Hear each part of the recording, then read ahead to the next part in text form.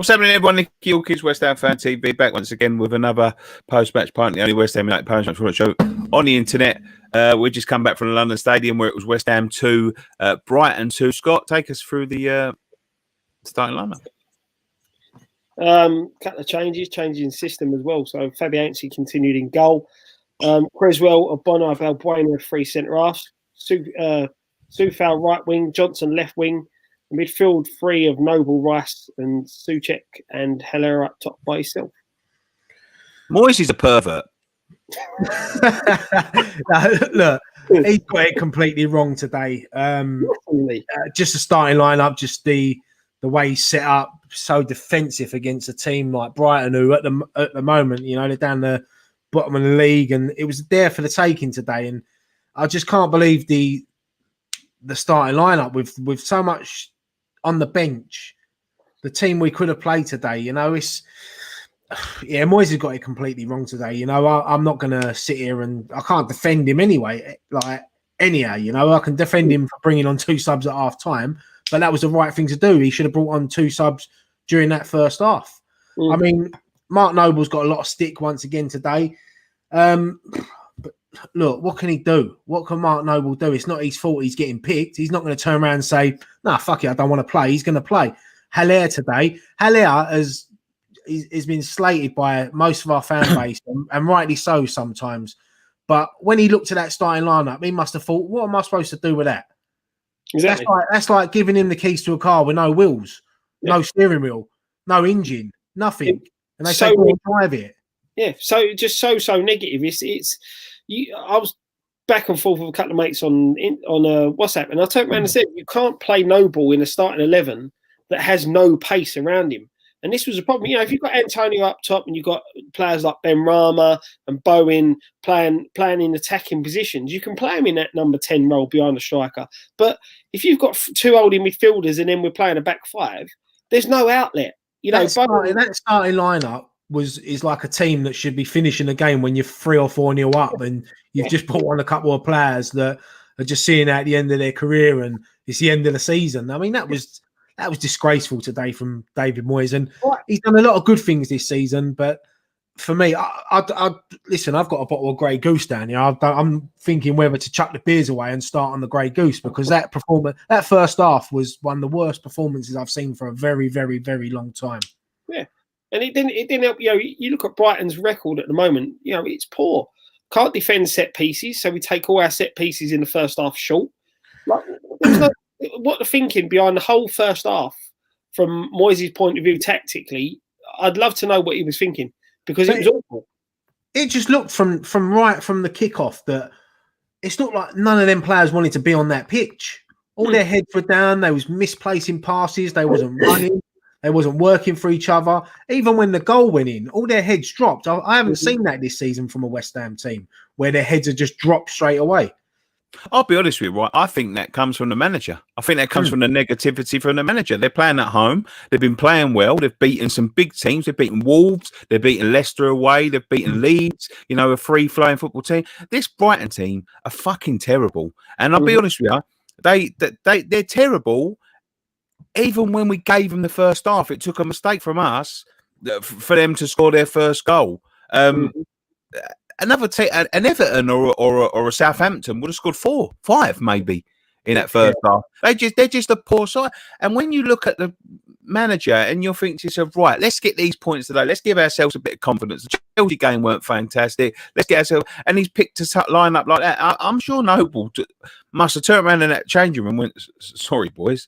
You know what I mean? Because Noble's an honest player, and he's a West Ham fan, and he's West Ham through and through. He's best of West Ham for a reason. And I hate this from manager. I hated Allardyce for it, and I'm going to hate David Moyes for it. Do not let this man, who is this is going to be, if it's not his last season, it'll be his last season in the first team, or even around the first team. Do not let this man, who wanted to see out a decent season, who wanted to see out the rest of his career like this is he in the last year of his contract? I'm right in saying that, am I? Yeah. So see out his contract. He wants to see out his contract for his boy. Don't let him become a fucking scapegoat the same way Allardyce did with Nolan. Don't let him become, because there is no blame on Mark Noble today. Mark Noble, the thing is with Mark Noble, he's been with us from a young kid all the way up until now. His career's finishing. This is the end of his career. Like whether we like it or not, he has given everything for West Ham, and I mean everything.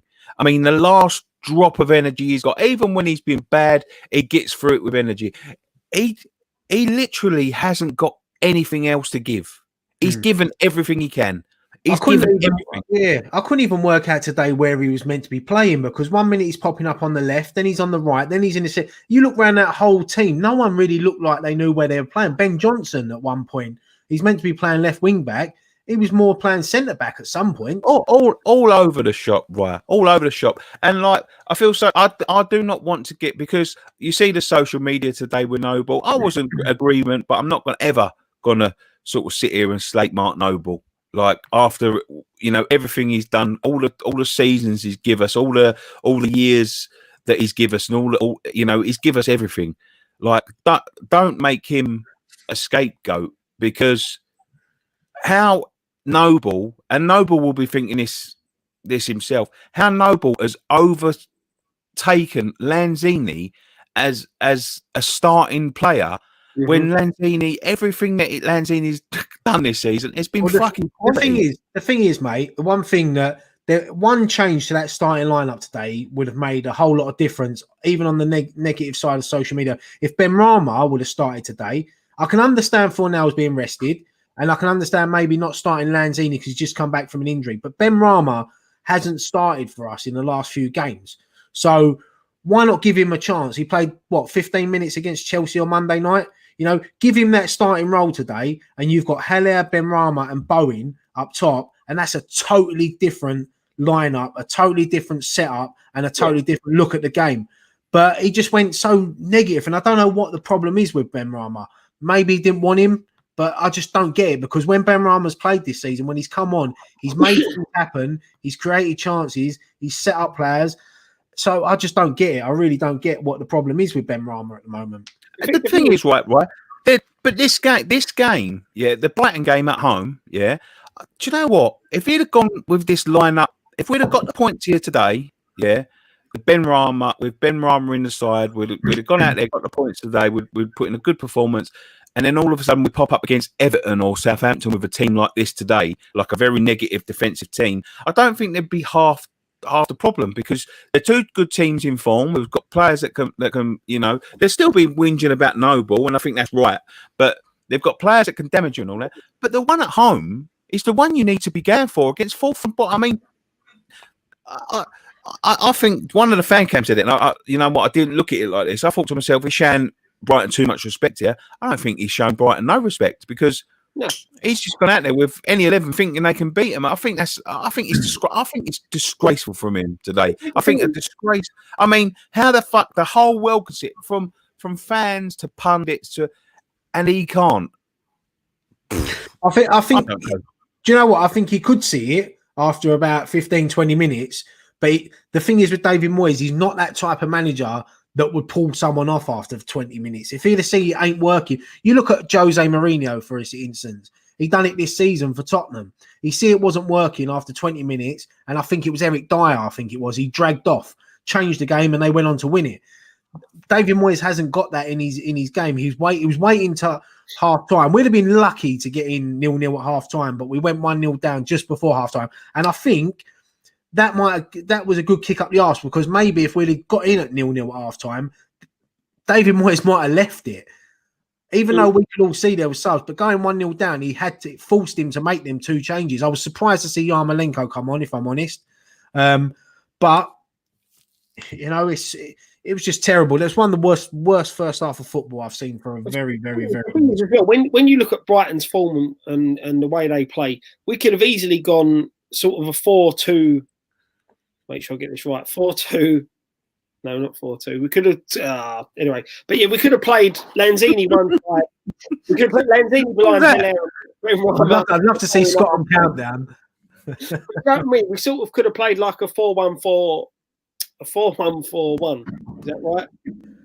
Or 4-2-3-1. That's what I was looking for. Fucking hell, Scott. 2, 4, 6, 8. Do you know what I mean? We could have gone with a back four. We could have had them. You could have had Lanzini, Benrahma, and Bowen, because Bowen will work up and down. Benrahma's always a threat if you put him out wide or stick him behind the front line. And we've seen Lanzini now. He seems to be rediscovering that little bit of magic that we've seen before, wanting the ball consistently. You know, looking for the ball, looking for the passes. And I don't understand what he has to do to get in the starting lineup. You know, I think he's on the verge now. I think he's on the verge now, Lanzini, of getting in. And we've got 2 tough games coming up. So we've got Southampton away, and then we've got Everton away. 2 tough games. So I can sort of see where David Moyes was coming from today. He's got to rotate the squad a bit, give players some time. But the mistake for me was playing Noble over Benrahma, because if Benrahma's in the starting lineup, I agree with you about the rotation, but this is the wrong rotation at the wrong time. We've got plenty of players in there of talent. Benrahma, Lanzini, Yarmolenko, they all haven't played. They could have quite easily come in today. They're all fresh. One change to that starting lineup is a whole. To me, we shouldn't be going 5 at the back against Brighton at home. No, there was no need, and that's the thing. This was the game to bring in players, to give players game time. This is the game when you started Yarmolenko, you started Lanzini, you started them players.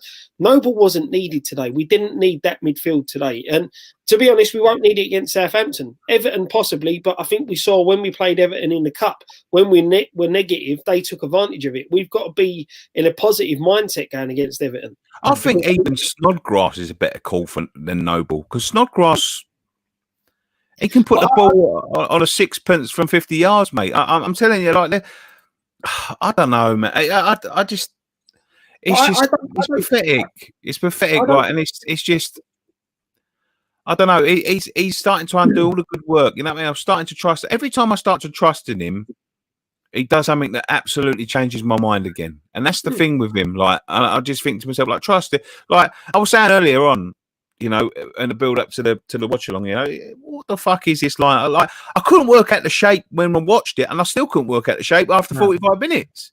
The thing is, as well, is that which not a lot of people picked up on, and it's not an excuse, but Brighton's a bit of a bogey team for us. We haven't beaten Brighton since we're in the Premier League, so sometimes that could be stuck in the players' minds. But if we'd have set up more positive today, we could have got our first win over Brighton. I mean, I think the last 4 games now have been draws. You know, so. It was a very frustrating. Even when you look go around the team, even the back 3, Ogbonna, Balbuena, and Creswell, they looked uncomfortable today for some reason. They didn't look confident on the ball. Declan Rice, look, he was probably one of our better players, but it's one of the worst games I've seen him play. You know, for a long time, giving the ball away. You know, he was the only one in the first half. Fair play to him, that wanted to get on the ball and run towards Brighton and try to make something happen, but he had nothing around him.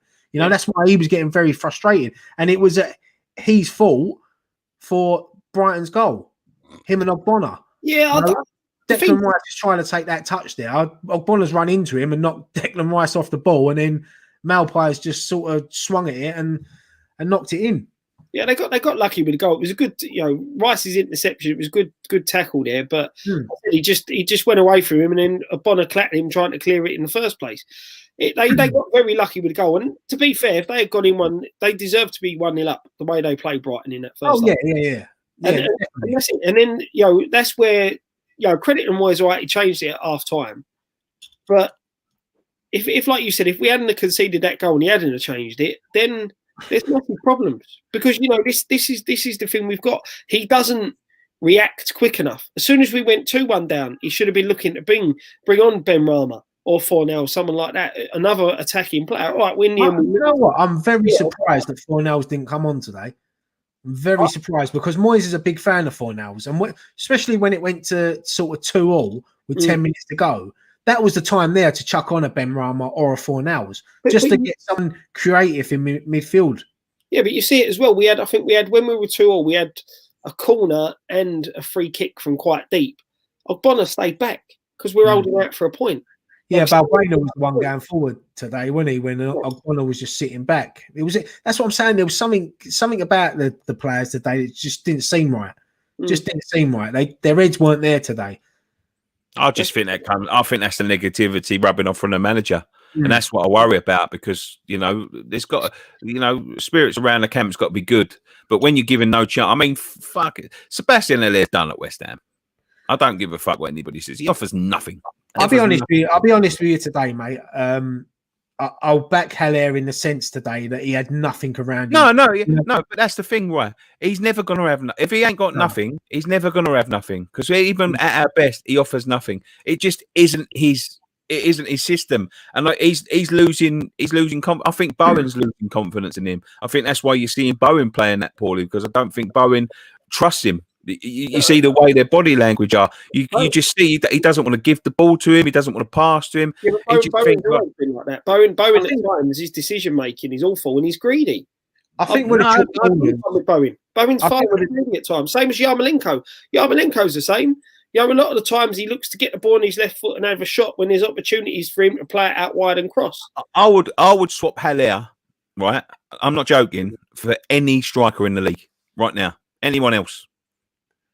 If someone offered me a straight swap and said to me, you can have any striker in this league, not have a choice, but they said to me, for instance, you can have Glenn Murray. I'll take Glenn Murray over fucking Sebastian Hallyer. God honest truth, I would. He's that bad.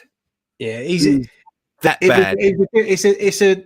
I know he hasn't been great the last few games, and obviously in between that, he had the goal at Sheffield United, which was a great strike, and obviously the overhead kick against Palace.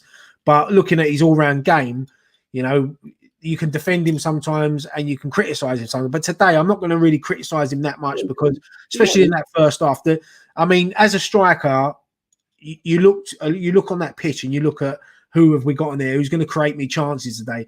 And he looked around that pitch and he must have thought, what am I going to do today? I'm going to be chasing long balls, And the thing is with the short corners as well, you can see it from the first corner in the 3rd minute. I think what they probably looked at is that Brighton's 2 centre-backs, they're going to beat us in the air all day long. So try to get it short, make them drop out and then put the ball in. But it didn't work. But then it showed in the second half when we did do it, we scored from it. So it was a 7-foot long fucking centre-half to put the cross into their goal. Yeah. But the thing is when you look at the stats, Brighton have conceded more goals from set pieces than anyone else, or from crosses than anyone else. So we decide to go short when we've scored more goals from set pieces and crosses than anyone else. It makes no sense. The whole tactical setup of that first half just makes no sense.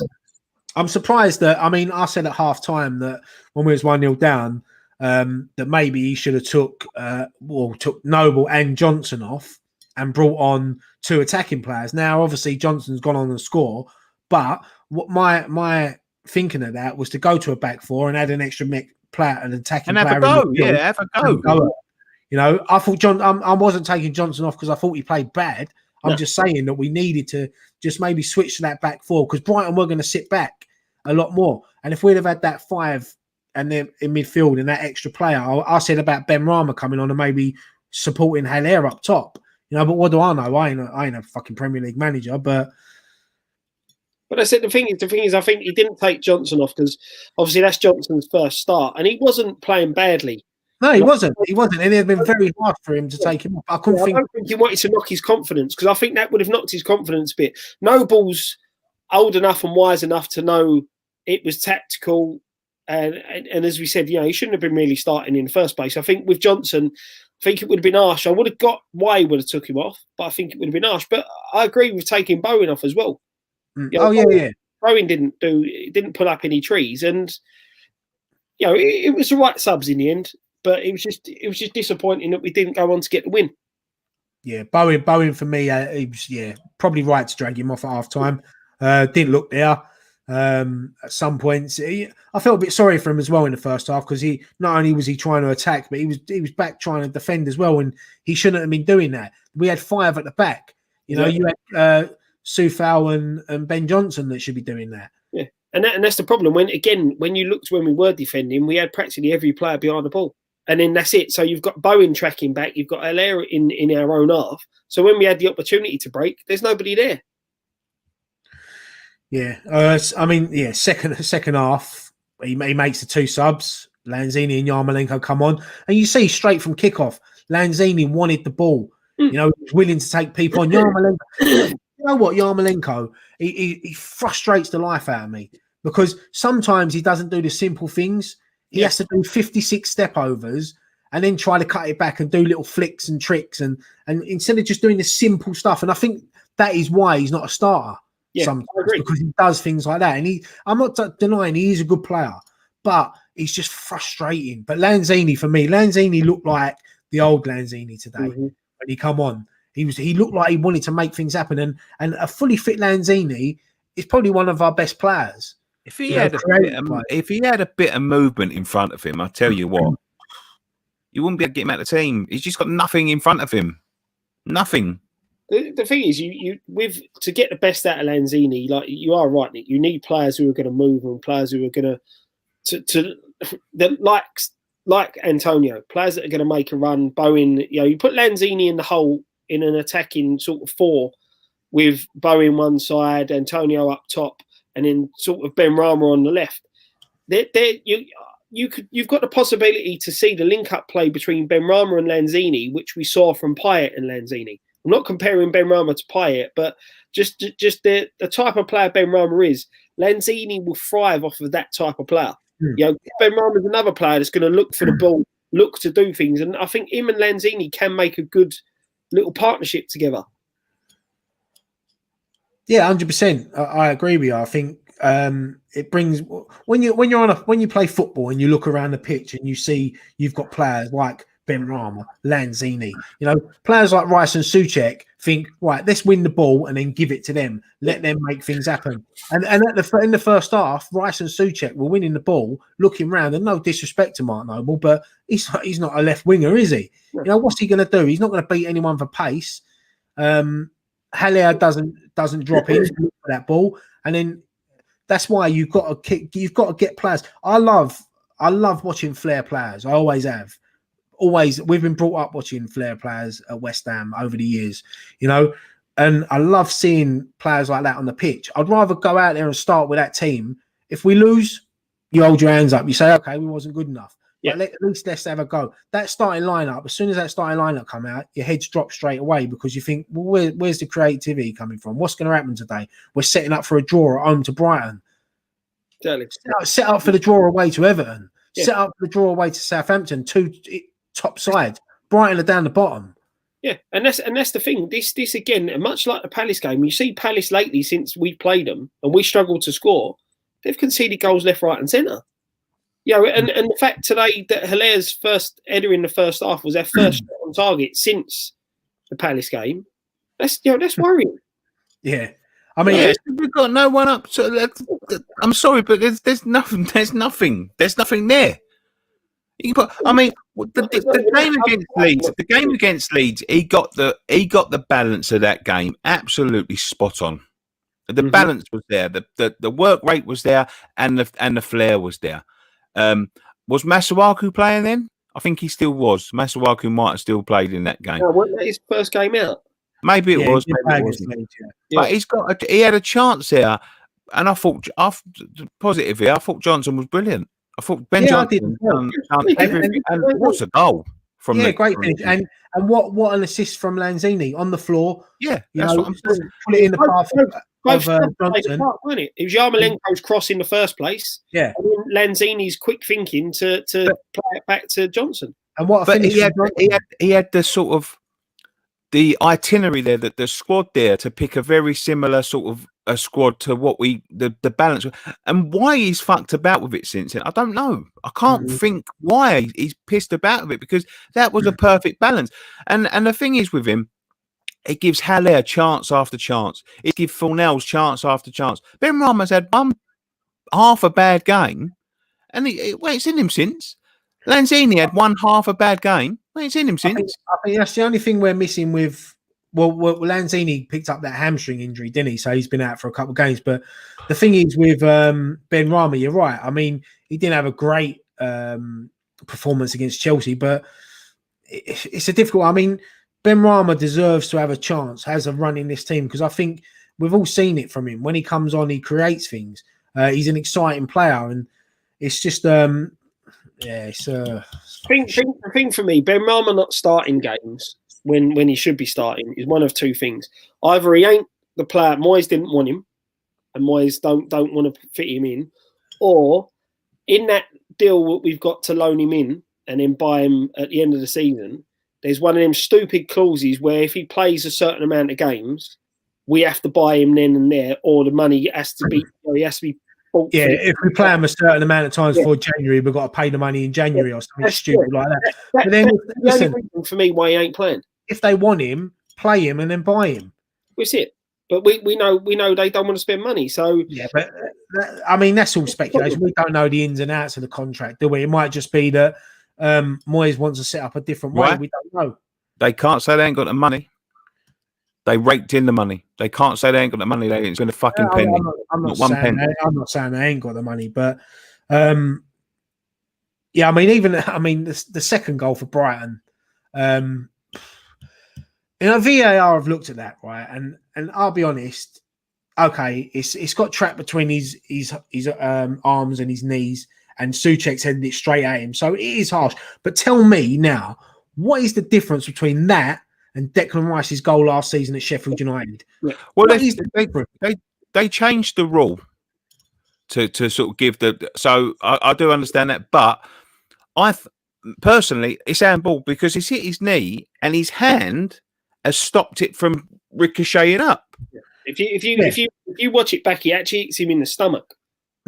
He gets trapped, and he gets trapped between his arms. He hits his elbow and drops down. Now, for me, that's not handball. Right, but by the letter of the law that they've brought in since we've introduced VAR, that is handball. You know, it's green zone, red zone, fucking red bus, yellow bus, and all that shit they want to piss ball about with.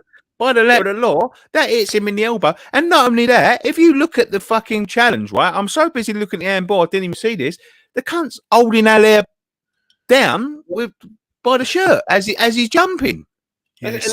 Haller's let him go. Souček's gone flying in. Souček's headed it straight at him, and it is because I think to myself, I always think, right, if that's up the other end and that happens to us, we'd be sitting here now saying, no, look, he hasn't, he hasn't meant it. It's gone straight at him, but I just can't see. There's no consistency between VAR, and it's ridiculous. I thought even the commentator said it. Any part of the hand that leads to a goal has to be given as handball.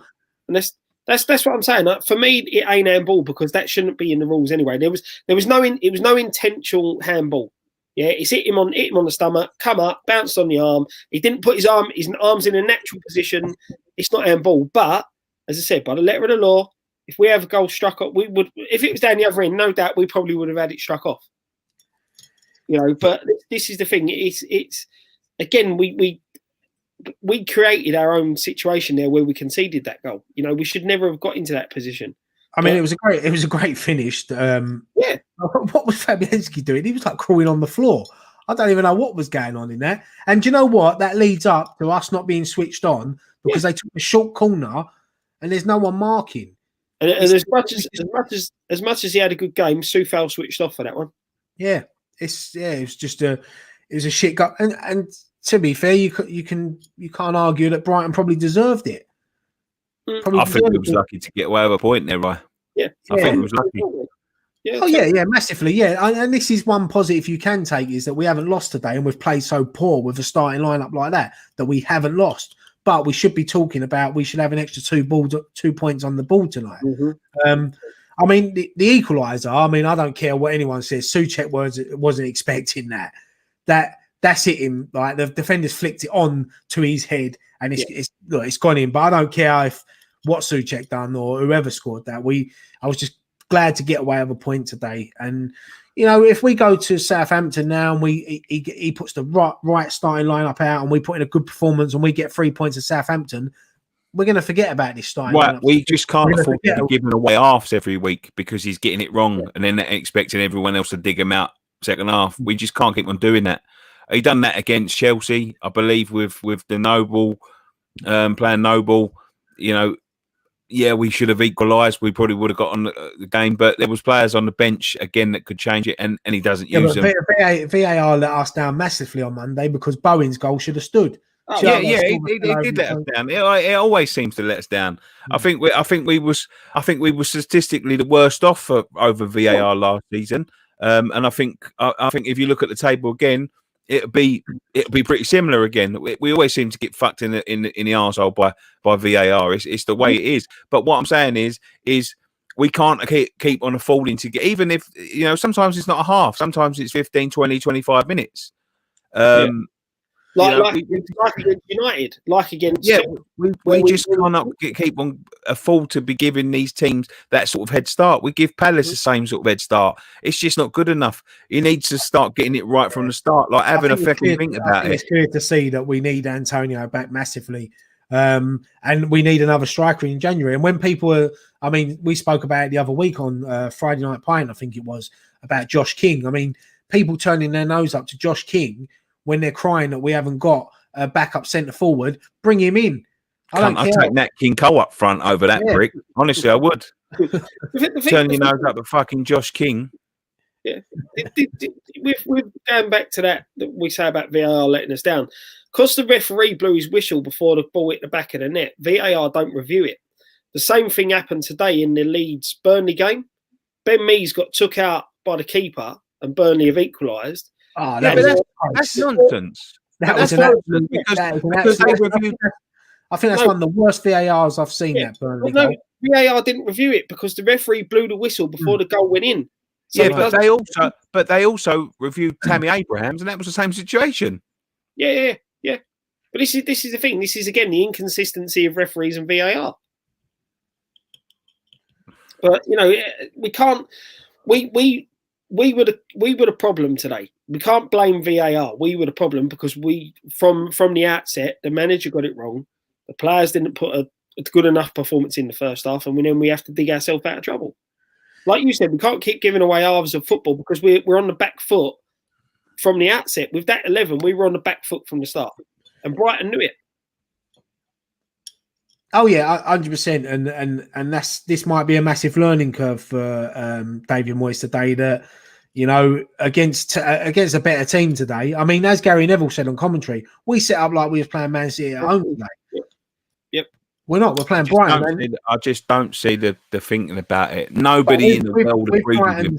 With Brighton's form this season and watching them, even though when we was 2-1 down, I still had a feeling we was going to get back into the game, and I thought if David Moyes would have had just that little bit of bollocks about him and maybe brought Benrahma on, then maybe we could have gone and nicked that game. And we wouldn't have deserved it. No way would we have deserved it. But that's Premier League football for you. How many games? I mean, we played United, outplayed them, and we lost 3-1. Exactly. It happens. We look at all the time over the last few years, even when we was bad, how many options we've had to bring on up front. What we got now? Nothing. Yeah. No, I know. No, we're just your team attacks from the front. Well, it should. Your team attacks from the front. If you can't change the way the front, like you're basically playing into them defenders today. They're 7 foot apiece. Them two, Duncan, whoever that was his name. What, the other centre back, Burn? Yeah, what's his name? Say Burn. Is it Burn? Isn't it? Big Burn. They're 7 foot apiece. That prick was getting pushed around by Thiago Silva last week. There's no chance he's going to win anything against them. And but Thiago Silva's 6 foot. You said he was 5'8". He's little for that. 6 foot's still small for a defender these days. I wish I was 6 foot. 6 foot's still small for a defender. Listen, positives to take from today is that we didn't lose. Ben Johnson got his first goal. It was good to see. He's been at the club for a long time, since he was 7 years old. I do rate Ben Johnson. And yeah, there's not many more positives to take from it, but I think the main one is that we haven't lost today when we should have. We should have lost. Let's be honest. We came back twice to get a point, and that's good. That again shows good spirit to keep carving away and trying to get opportunities. I say it's just disappointing, just the fact that we let ourselves get in that situation in the first place. And I just don't want. Do you know the last time David Moyes beat Brighton was in 2002 when he's manager of Preston. So we have focus on. Honestly, I just don't want this start to go to waste. I think it'd be. I don't think it will. I don't think it will. The only thing is, as well, we've won 1 in our last 5. We've lost 2 and I've drawn 3 out of them. So it's yeah. Do you know what I'm worrying about seeing as well is that we seem to be turning up against the bigger sides. I know we turned up against Leeds and swept them apart, but Yeah, but Scott, that should be nothing new, mate. West Ham have done that Yeah, I know. years. But we need to bring in a bit more consistency at the minute. Yeah, I think you'll see a totally. I'll be very, very surprised if you see that starting lineup against Southampton. I think, in fact, no, I'm not going to bet my house on it because I don't own it yet. But what I'm saying is fucking. I'll be very surprised if we ever see that starting lineup again. I'll be honest, mate. The only change I reckon he'll probably do is he'll put Fornals in. Nah, I think your Lanzini might start. I think he should do. And Fornals might start as well. Benrahma won't start. I don't know what he's got to do to start, but I mean, he could come on and score a hat-trick today, and he'd probably still be on the bench on Tuesday. But the games come thick and fast. We play Tuesday, Southampton away, and then we go up to Everton on Friday. But this is what the Christmas period is about. It's nothing new. These players that have joined West Ham have grown up watching Premier League football over the years. They know that the Premier League comes thick and fast around Christmas time. Merry Christmas. Yeah. That's it. I think the Southampton game is a game we can go for. Danny Ings is injured, I believe, so he's there. They struggled a bit Southampton yesterday. Against they drew. Was it 0-0 against Fulham? It was 0-0. Yeah, they did score, but it was VAR. You have to keep eye on Walcott. Walcott's still got a bit of quality about him. Yeah, he normally shows up against us as well. But mate, if Walcott was playing against our starting lineup today, it looked like Usain Bolt against some of them players. But this is the thing now. This is now Moyes could afford to. He won't, but he could chuck caution to the wind and play a bit more attacking players. And if it goes wrong for him, he's got that excuse to say, "Well, I had to change it because of the quick games in succession." But. This Southampton game is the one we need to be looking at. Everton's always a tough ask. Everton are a decent side. No. This is the one we should have been looking at. I'm waiting for Southampton away when we start the same formation, but we have Noble up top on his own. Let's hope that Antonio's... Antonio was in the crowd today. He looked bored as hell. Like the rest of us, I think, for the first half. Let's hope that he's not too far away now because we definitely miss him. His presence up front, his strength, his pace. But yeah, look, as I said, positive. We didn't lose. What else can you? We've sat here and criticised the starting lineup and everything, so rightly so. I see people call him. I see a couple of people pop up on Twitter today who I haven't seen for a little while, slating Moyes. And this is the thing with some of our fans is that they will sit there and it's like they want David Moyes to make these decisions and want us to suffer so they can jump on it. But then when we're winning and yes, we've drew at home to Brighton today in a game we should, let's be honest, Wolves away, Wolves at home, Leicester away, played probably best performances this season. So it happens. It's part of football. So let's hope that Moyes learns from today and he goes more for it against Southampton. Maybe that was in his thinking. Maybe he thought, looking at the 3 games coming up, Brighton is the game, we should be picking up 3 points. And Southampton and Everton are the tougher games. So I'll save the better players for their games. But he should just be taking it game by game. Win this one, worry about the next 2 afterwards. That's the problem, mate. You can't. Yeah, that's how it should be. Yeah. And that's the thing. He said today for me is 3 points, 2 points dropped. Even though we were lucky to get a draw, it was 2 points dropped. And that's where he's got to take some of the blame. Yeah, I agree. I've stuck up for Moyes, and I'm not one of these fans. I'll criticise him when I have to, and I'll criticise him all day long today. He's got it wrong. Yeah, 100%. That's the thing. As I've said many a time on here, we if the manager deserves praise, he gets praise. If he deserves criticism, he gets criticism, and that's how we're going to do it. If people keep saying, we've had it before, you were negative towards the manager coming in. Yeah, he was, but he's proved us wrong. And now when he does something right, we'll praise him. When he don't, then we're going to get on his back, and that's what he's got to take. As from us fans, you imagine us fans in that ground today. That whistle goes at half time. There would have been a hell of a lot of frustration vented to the teams and the management from the fans because the performance wasn't good enough. No, it wasn't good enough, Scott. You're right, mate. It wasn't good enough. But I don't put it on the players this week. I put it on the manager. I put it on the manager and the players, mate.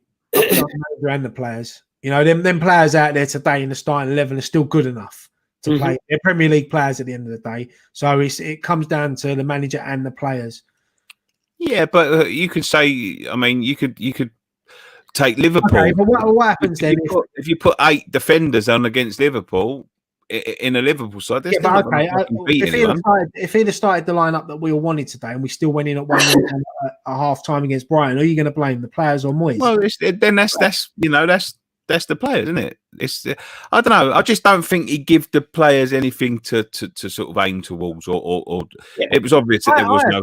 I totally agree with you, but I'm just saying I think it comes down to mainly Moyes, but the players as well, because their first half effort from to let Brighton have 68-70% of the football in the first half, they couldn't keep hold of it.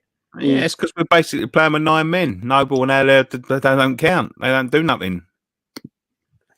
Have 2 brooms out there and they would have done better. But it is what it is, you know what I mean? But yeah, but if we'd have had the brooms out there, they'd have played sweeper. You can have that one. Put it in your pocket. I'll have that. I'll put it in my pocket. I'll use it next week. You watch next week. I'll do the line. I'll say we should have had 2 brooms out there, and then you just sweep in. Oh, there again, I've done it again. Sweep in. All right, we finished, boys. Yeah, Merry Christmas. Yeah, so everyone who's joined us in the live chat, thank you so much. We do read the comments as we're going, but this is after we're doing watch-alongs and fan cams and all this is our chance to have a say, so we sort of get carried away. But I hope you all had a very Merry Christmas. I ain't stopped fucking eating over the last few days. I swear I farted a minute ago and a Ferrero Rocher wrapper come out. It's just the same at Christmas.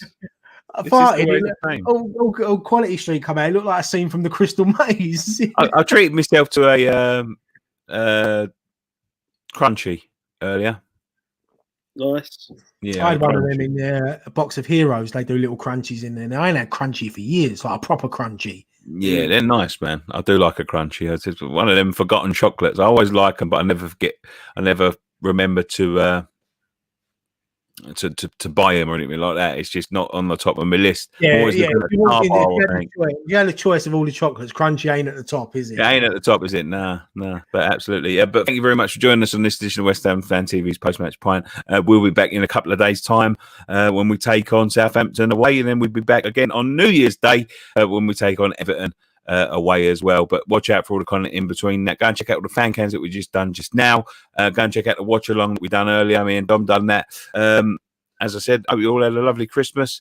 Follow us on all our social medias. There's a Patreon down below if you want to join us on that. There's also a store down there if you want to go and check that out for any new gear in the new year. Any new gear for the new year? You like that one, didn't you? Yeah. New gear for the new year. You can check all that out. But other than that, boys, that's it from us for this evening. One thing left to say.